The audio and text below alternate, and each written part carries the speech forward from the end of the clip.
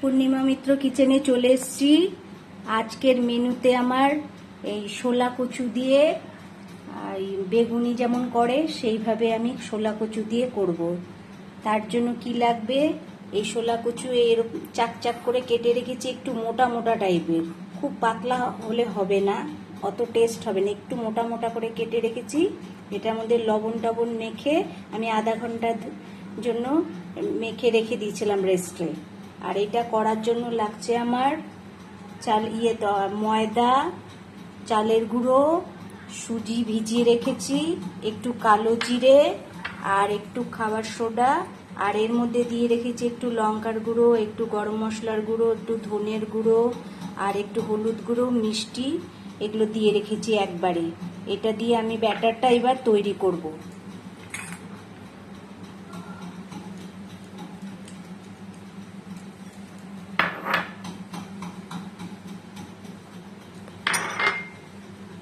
সবগুলো দিয়ে দিলাম উপকরণগুলো, এই মশলাগুলো একসাথে রেখেছিলাম, এটাও দিয়ে দিলাম, আর এই খাবার সোডাটা দিয়ে দিলাম।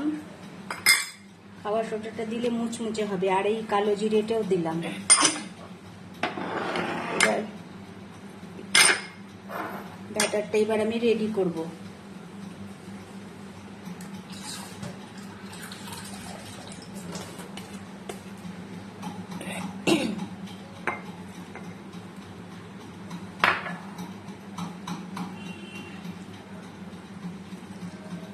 এইভাবে করে খেয়ে দেখবেন, একদম মনে হবে ওই চর্বির বড়া খাচ্ছেন। একটু মোটা মোটা করতে হবে, তার জন্য।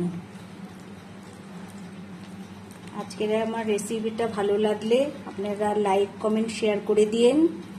ভালো লাগলে একটু সাবস্ক্রাইব করলে আমার একটু সুবিধা হয়। আর এইভাবে অবশ্য বানিয়ে খেয়ে আমাকে কমেন্ট তো করবেনই যে কেমন লাগলো, ভালো লাগলো না খারাপ লাগলো। এই মাখা থাকলো, এটা একটু রেস্টে রেখে দিই, আধা ঘন্টার জন্য একটু রেস্টে রেখে দিই। সুজি চালের গুঁড়ি দেওয়া আছে তো, এগুলো একটু ফুলে উঠবে। এবার আমি ঢাকা দিয়ে এটা রেখে দিচ্ছি। আধা ঘন্টা পরে চলে আসছি আবার। আধা ঘন্টা পরে চলে এসছি, আমার ব্যাটারটা রেডি। এর মধ্যে একটু গরম তেল দিয়ে আমি নেড়ে নিয়েছি, তাহলে মুচমুচে হবে।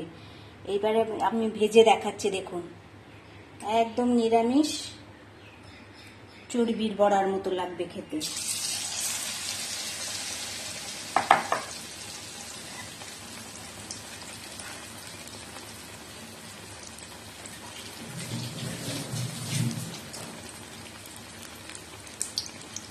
এইভাবে করে দেখবেন,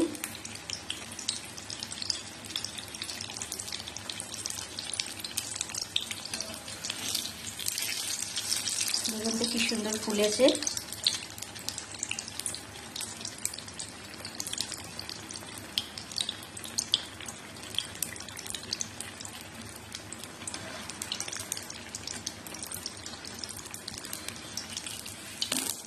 দেখছেন, খুব সুন্দর হয়েছে। গরম গরম ভাতের সাথে ডাল দিয়ে আর এই ভাজা দিয়ে খেয়ে দেখবেন। আমি আর একটাও ভেজে দেখাচ্ছি।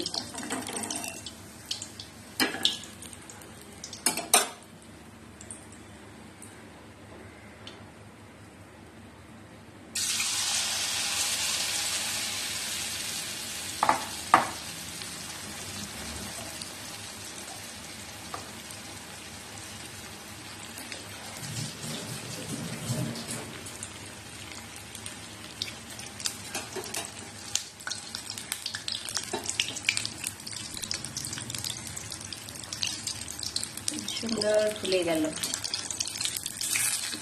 কি সুন্দর ফুলেছে।